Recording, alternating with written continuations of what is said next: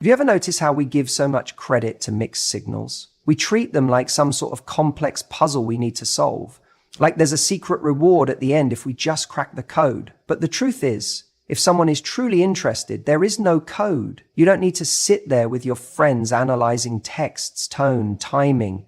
You don't have to wonder what a message at midnight means, or why he was all over you last weekend and now you're just a ghost in his phone. Mixed signals are not romantic, they're not intriguing, they are simply a red flag with a filter. And yet we take them in, we spin them around in our minds, and we attach meaning to behavior that's actually just inconsistent at best and emotionally unavailable at worst.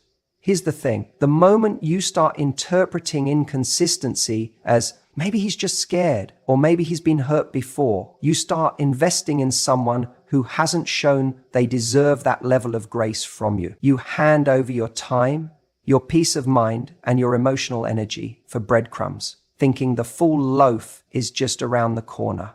Let me say this clearly. A man who wants you, who genuinely values you, won't confuse you. You won't sit there wondering if you're on his mind. You won't need a group chat to help decipher his last message. Love is not meant to feel like you're in a constant guessing game. The moment you feel like you're being put in that position, when every interaction leaves you unsure of where you stand, that's not chemistry, that's chaos. And chaos is not the same as connection. You see, people who are playing games with your heart, whether consciously or subconsciously, thrive off your confusion. The less certain you are, the more you're inclined to chase clarity. And here's the kicker. That chasing gives them the upper hand. Suddenly, you're proving yourself. You're showing up more, texting first, planning things, being emotionally available, hoping it'll make him open up or finally choose you.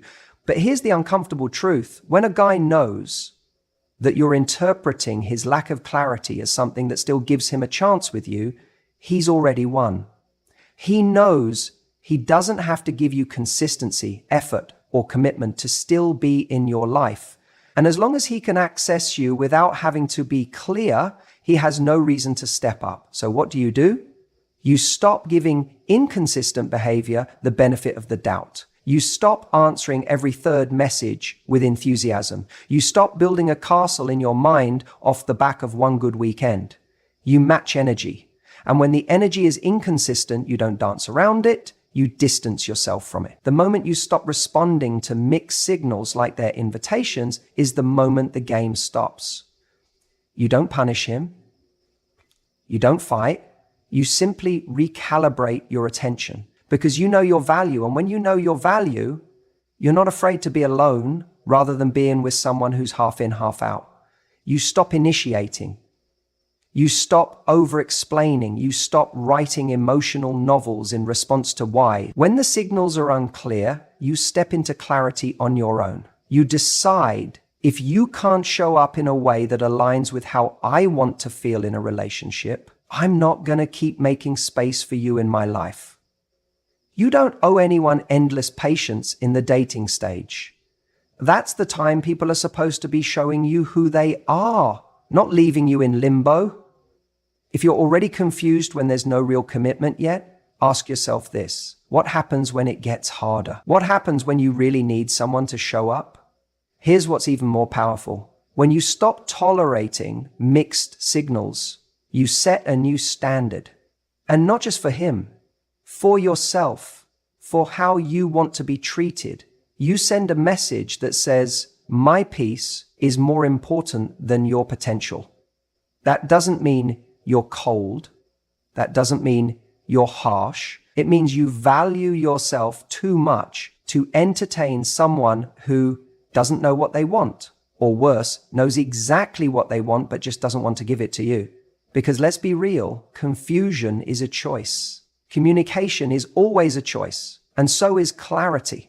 The guy who says, I'm just not great at texting, but is active on Instagram, he's choosing who he communicates with and how often. The guy who says, I'm just not ready for a relationship, but keeps flirting, calling, even hooking up, he's not confused. He's hoping you stay confused long enough to keep giving him all the perks of closeness with none of the responsibility. That's why the most powerful thing you can do isn't to ask him where this is going, It's to start acting like you already have your answer. Because if someone keeps you guessing, you don't play the game back. You exit the room. You step into your self-respect and let silence say what words don't need to. And sometimes walking away speaks more powerfully than any ultimatum ever could. So if you find yourself in this space right now, asking yourself why he's hot one day and cold the next, why he pulls you in only to push you away, remember this. Consistency is not too much to ask for. Effort is not a luxury. And confusion is not a sign to try harder. It's a sign to let go. The moment you stop reacting to uncertainty as if it's romance is the moment you outsmart the game entirely. You know, one of the biggest traps people fall into, especially when you're emotionally invested in someone, is giving based on how you feel instead of what you're actually receiving. And that right there is the fast track to heartbreak. I'm talking about the difference between matching emotion and matching investment. And if you really want to outsmart someone who's playing games with your heart, this is a game changer. Let me explain what I mean. Let's say you meet someone and you feel this electric connection, the kind that makes you replay conversations in your head, check your phone every 5 minutes. Imagine what it would be like to travel together or meet each other's family. That emotional wave hits hard and fast, and it's so tempting to start showing up for them in big ways. You become overly available. You initiate conversations. You give more time, more energy, more attention, not because they've done anything extraordinary to earn it, but because you feel something. But here's the reality. Emotions are not the same as evidence. You might feel amazing around this person, and you might genuinely believe there's something special between you. But none of that justifies pouring your heart, your time, and your energy into someone who's only giving you scraps.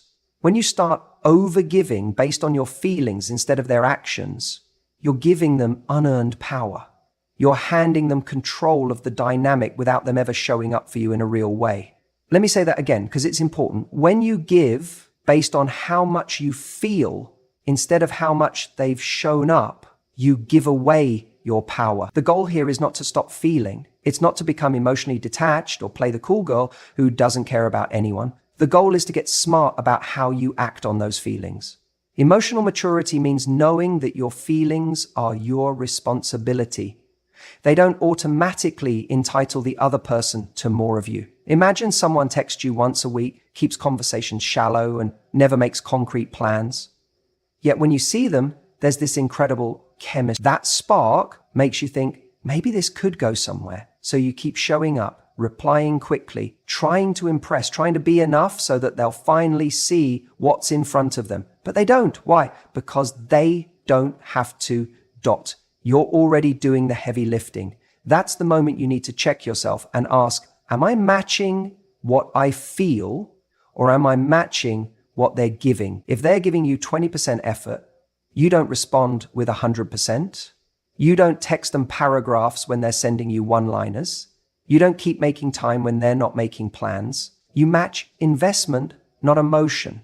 Now, I know this is hard, especially when you like someone, especially when you see potential. But potential isn't commitment. Potential isn't effort. And potential doesn't keep you warm at night. We have to stop building castles out of someone's charisma and start looking at their consistency. So here's a little practical mindset shift you can use. Every time you feel that urge to do more, to go out of your way to prove your worth, pause and ask, what have they actually shown me? Because if you keep giving more than what's being given to you, you're not being generous, you're being blind. And here's the kicker. When you stop over-investing, you actually give the other person room to step up. When you stop chasing, they have to choose. When you stop filling in all the gaps, they either rise to meet you or they disappear. Either way, you get your answer without wasting months stuck in limbo. There's this thing people say, but I don't want to play games, and I agree. This isn't about playing games. It's about playing smart, because choosing not to match investment isn't a trick. It's self-respect. It's boundaries. It's saying, I care about you, but I care about me more. You teach people how to treat you by what you tolerate. If you tolerate inconsistency, they'll stay inconsistent. If you reward minimal effort with maximum access, they'll keep giving you the bare minimum. But if you start matching their energy, not in a bitter way, but in a balanced way, you change the dynamic completely. Suddenly they have to ask themselves, why isn't she chasing me anymore? Why does she seem less available? And if they truly care, they'll step up. If they don't, you just saved yourself a world of pain. And let's not ignore the deeper emotional shift that happens when you match investment. You start reclaiming your time, your dignity, your focus. You stop checking your phone every minute, wondering if they'll reply. You start redirecting that energy back into you, into your life, your growth, your peace. You stop being someone who waits to be chosen and start being someone who chooses. The truth is, someone who's playing games with your heart isn't interested in love. They're interested in attention. They thrive on ambiguity because clarity requires them to be accountable. But once you start matching their effort, once you stop rewarding confusion with connection, they either grow up or fade out. And either outcome is a win for you. So the next time you find yourself pouring more into someone than they're giving back, catch yourself. Ask, am I giving from emotion or am I giving from evidence? Because your feelings are valid, but they are not instructions. Use them as information, not as justification. The most powerful thing you can do isn't to convince someone to value you. It's to value yourself so much that you stop entertaining anyone who doesn't. Let me ask you something simple. When you like someone, how quickly do you respond to their texts? Most people will say right away. And that's beautiful in a way. It shows enthusiasm, excitement, that little spark that says, I care. But here's the truth nobody likes to admit. If someone's playing games with you, responding right away becomes a trap. It becomes part of their control. Because when someone is inconsistent, when they send you mixed signals, when they disappear and reappear like clockwork, they're not building a connection. They're manipulating the tempo. And the moment you start dancing to their rhythm, you lose your own. People who play games love to keep you guessing. They'll message you one day with charm, flirtation, maybe even vulnerability, and then disappear the next. You're left wondering, did I say something wrong? Are they just busy? Should I double text? And the second that question enters your head, the game is working. Because now you're not in control of your own experience, you're reacting to theirs. But here's the shift. You get to set the tempo. You decide how often you want to engage, how much energy you give, and how accessible you are. That's not cold, that's powerful. That's presence. Think about it like this. If every time they send a message, you're jumping to respond, you're conditioning them to believe that your time, your energy, your attention is always available, no matter how little they give. That doesn't build value. That tells them they don't have to invest because you're already sold. Now, I'm not saying you should play hard to get. This isn't about games. It's about standards. You respond with warmth and authenticity, but you don't rush to engage someone who isn't showing consistency. Why? Because consistency is the oxygen of a healthy relationship. If someone's communication feels like a roller coaster, the last thing you should do is lean in further. You step back, you breathe, and you observe. You let their pattern show itself without trying to fill the gaps. Let's take an example. Say you're talking to a guy who messages you every couple of days.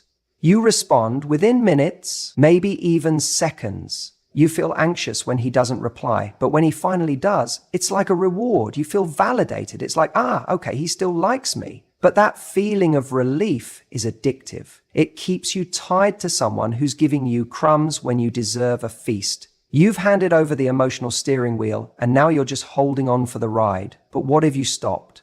What if you didn't respond immediately? Not because you're playing a game, but because you've decided you're not in a rush to accommodate someone who isn't prioritizing you. Suddenly, the power dynamic shifts. You're not waiting. You're not chasing. You're simply living your life and letting people meet you, not manage you.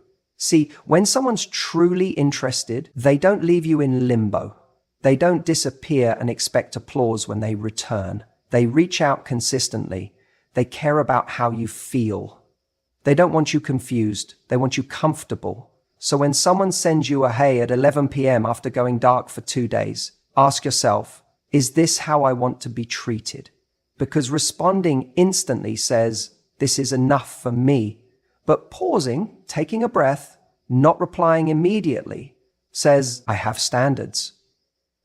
There's a difference between being responsive and being reactive. Responsive means you engage with thought, intention, and clarity. Reactive means you jump in without checking in with yourself. If your default is, I have to reply fast so he doesn't lose interest, you're already trying to keep someone who isn't trying to keep you. That's where the work begins. You start to notice your patterns. That little urge to respond right away, pause. That instinct to double text when he's been silent, pause. Not to punish, not to manipulate, but to reclaim your center, to remind yourself, I am not here to chase, I am here to attract. And attraction comes from alignment, not anxiety. Now, some people will say, but if I don't respond quickly, won't he lose interest? And my answer is, if your slow reply causes him to walk away, he wasn't invested to begin with. You didn't lose anything. You revealed something. You exposed the superficiality of his effort. And that's a gift, because every time you pull back from someone who's breadcrumbing you, you make space for someone who's ready to give more. And let me say this, setting the tempo isn't about silence or withdrawal. It's about energy. It's about emotional discipline. It's about choosing where your focus goes and protecting it. If you're always on edge, waiting for the next message, you're leaking energy. That's not love. It's emotional labor. You don't owe your time to people who are inconsistent. You don't need to be on call for someone who treats communication like a slot machine. You are not a convenience. You are not a backup. You are not a maybe. And if someone wants to be in your life, they'll act like it. They'll match your consistency. They'll value your time. They won't risk losing you by being careless. But it starts with you. You teach people how to treat you by how you respond. And when you stop rewarding inconsistency with attention, you stop being a player in someone else's game. You become the one setting the rules. The tempo isn't about being distant. It's about being discerning. It's about saying, I will meet effort with effort, but I won't overextend to fill in your gaps. That shift changes everything. Because once you master your response, once you own your pace, you stop chasing connections and start attracting commitment. You stop being pulled and start choosing. You stop waiting and start living. So the next time someone texts you after a long silence, ask yourself, do I really want to reward this pattern? Or do I want to raise my standard? Because love isn't just about how much you feel. It's about how much you value yourself in the process. Let them feel your absence the way you felt their inconsistency. You're not here to figure him out. You're here to find someone who shows up. That's the difference between playing defense in your love life and stepping into your worth. Too many women get caught in this exhausting cycle where they confuse emotional labor with love. They think, if I can just understand him more, if I can decode his past, if I can be the one to finally get through to him, maybe then he'll change. But here's the hard truth. The moment you start trying to solve someone, you stop being the prize and you become the one chasing something that isn't even guaranteed to be real. Let me be clear. Relationships aren't puzzles. People aren't mystery boxes you need to crack open to find love inside. If he's inconsistent, emotionally unavailable, or playing games, that's not a cue for you to work harder. That's a cue for you to wake up. The more you try to prove you're the exception, that you're the one woman who can fix him, who can show him how to love, the more power you give away. And what happens? He sits back, he gets to do less, he gets to be uncertain, inconsistent, vague. Meanwhile, you're auditioning, shrinking, questioning your worth every time he pulls away. But you have to remember something. People don't change because you invest more. They change when they decide to. And that decision is not in your control. It never was. The more energy you pour into analyzing his texts, decoding his silences, and wondering what you did wrong, the less energy you have for building a relationship that actually gives back. You become so consumed with trying to be chosen by him that you forget to choose yourself. Let's look at what being the prize really means. It means holding your ground even when you want to reach out first. It means noticing the red flags and not brushing them off because you're afraid of losing him. It means being clear on your standards, even if that means walking away from someone who had potential, because potential doesn't pay rent in a relationship. Presence does. And presence looks like consistency, like showing up, like making you feel safe instead of confused. When you show up as the prize, you don't chase, you don't over-explain, you don't twist yourself into something smaller just to keep him interested. You observe, you let time reveal his truth, you listen to the feeling you get when you're around him. Does it feel anxious? Like you're constantly second-guessing yourself? That's not love, that's survival mode. That's you trying to earn breadcrumbs instead of expecting the whole meal. There's this myth that if you're strong enough, patient enough, or loving enough, you can get through to the guy who's emotionally unavailable. But think about it. If someone wanted to love you fully, would they really need that much convincing? Wouldn't they already be doing it? Love doesn't come after 1,000 little tests. It comes when someone is ready. And you don't want to be someone's practice run. You want to be with someone who shows up from the start, not someone you have to coach through every emotional step. Now, I know it's not easy. When you're invested, when you've built up an idea of what this could be, letting go feels like failure, but it's not. Letting go is power. Walking away from someone who can't meet you where you are isn't loss. It's leadership. It's you saying, I'm not available for games. I don't negotiate with confusion. I don't fight to be seen. And guess what happens when you do that? You raise your value in your own eyes. You stop sitting on the sidelines waiting to be picked and start living like someone who knows they're worthy of a great love, not a chaotic one. You reclaim your time, your energy, and your peace. And those are the things that attract a high-quality connection. Not performing, not proving, presence, confidence, self-respect. So the next time you feel yourself trying to figure him out, pause, step back, remind yourself, you're not here to solve him. You're here to see if he's capable of showing up. If he isn't, that's your answer. And trust me, when you stop playing the game, you win it. Every time. If there's one thing I see far too often, it's amazing women who are terrified of asking direct questions, especially early on. Why? Because somewhere along the line, they were taught that asking for clarity makes them look needy, or worse, desperate. So instead of asking, where is this going? Or what are you looking for right now? They sit back, wait, hope, and try to read between the lines of every message, every glance, every emoji. But here's the truth. A man who is playing games thrives in ambiguity. That's his playground. He doesn't want clear communication because clear communication forces him to commit to something. Even if that something is, I'm not looking for anything serious. The moment you ask direct questions, the moment you introduce clarity, you shine a light on his intentions. And men who are just here to waste your time hate the spotlight. The irony is, the very thing most women are afraid to do, asking directly, is the most powerful move they can make. It flips the script. It tells the guy, I value my time. I'm not here to play detective. I'm not looking to win you over. I'm trying to find someone who aligns with me. Now look, I'm not saying you need to interrogate someone on the first date. It's not about turning the vibe into a job interview. It's about reading the signs and knowing when to lean into your power. If you've been talking to someone for a few weeks and you find yourself constantly wondering where they stand, that's your cue. If you've been sleeping with someone, but they dodge the what are we conversation like it's on fire, that's your signal. And if someone gives you vague, non-committal answers like, let's just see where it goes, or I'm not into labels, hear that for what it really is. A polite way of saying, I want the benefits without the responsibility.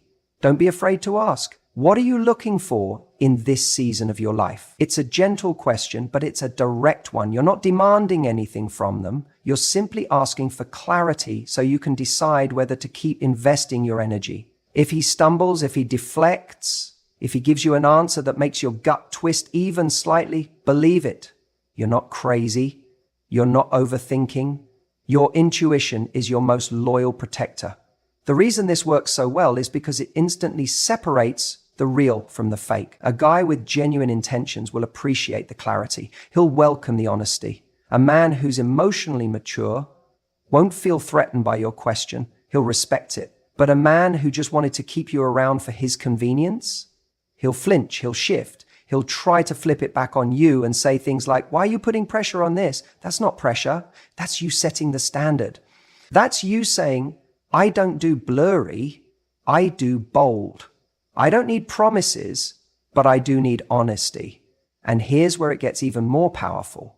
When you ask directly and you're willing to walk away based on the answer, that's when the game ends.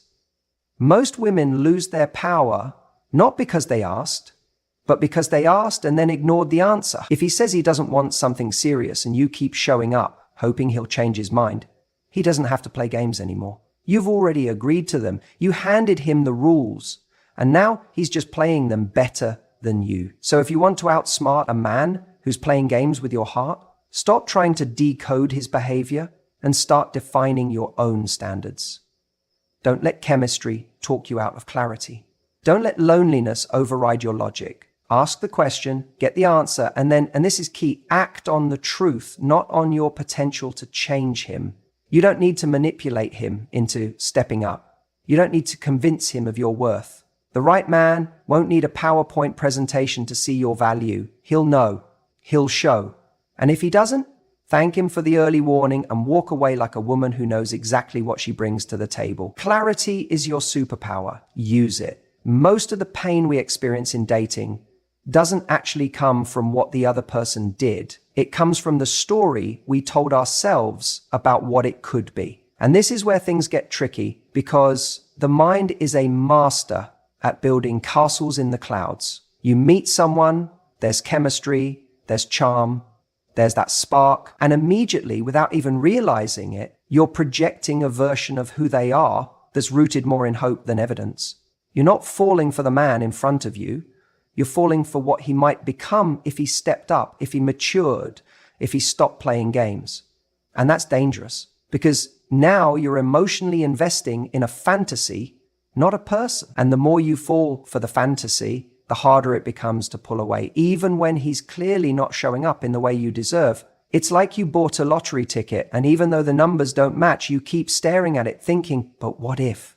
And every time he gives you just enough, that one sweet message, that one deep conversation, that one night where it actually feels like you're connecting, your brain lights up with possibility again. See, he can be that guy, and that one moment of potential becomes the reason you ignore the other 10 where he disappeared, acted cold, or just didn't show any real care. You're not reacting to the reality, you're reacting to the highlight reel, the moments that make you feel good. Even if they're few and far between, become your new baseline. So now, every time he gives you crumbs, it feels like a feast. You lower your standards not because you want less, but because you've become addicted to chasing more from someone who's not offering it. This is how women end up stuck. Not because they're not smart or strong, but because they've emotionally committed to an idea of someone. And the longer you stay, the more your ego gets involved. Now, it's not just about him showing up. It's about you being right. I've spent this much time. I've given this much effort. I've fought for this. There has to be something real here. You want the story to mean something. But the truth is, just because you showed up with honesty doesn't mean he did. The way out is simple, but not easy. You have to get brutally honest with yourself. Strip away the charm, the chemistry, the potential, and ask, what is he actually giving me right now? Not in theory, not what he said he wants someday, not what he promised when things were good, but right now, in real time. What's the reality? Is he consistent? Is he making you feel secure? Is he creating clarity or confusion? Does he follow through or does he flake? Is he there on the hard days or only when it's convenient? Because if you don't respond to reality, you will always be negotiating with a version of him that doesn't exist. And as long as you're trying to make that version real, you'll keep giving chances he hasn't earned, making excuses he hasn't asked for, and breaking your own heart in the process. So if you're serious about outsmarting the guy who's playing games with your heart, this is your power move. Stop playing along. Refuse to fall for the fantasy. Refuse to participate in a relationship where you do all the work, where your value is based on your patience and your love is constantly on hold waiting for him to catch up. You have to be willing to lose the wrong person to make space for the right one. And that means walking away, not when it's easy, but when it's clear, when you realize the only thing keeping you there is your attachment to what could be. Let go of the version of him you created in your mind. He's not that man, at least not right now, and maybe never. Start responding to what's real, because your time, your energy, your heart, they deserve to be invested in someone who's showing up now, not someone who might someday. When you start reacting to reality, you stop getting played.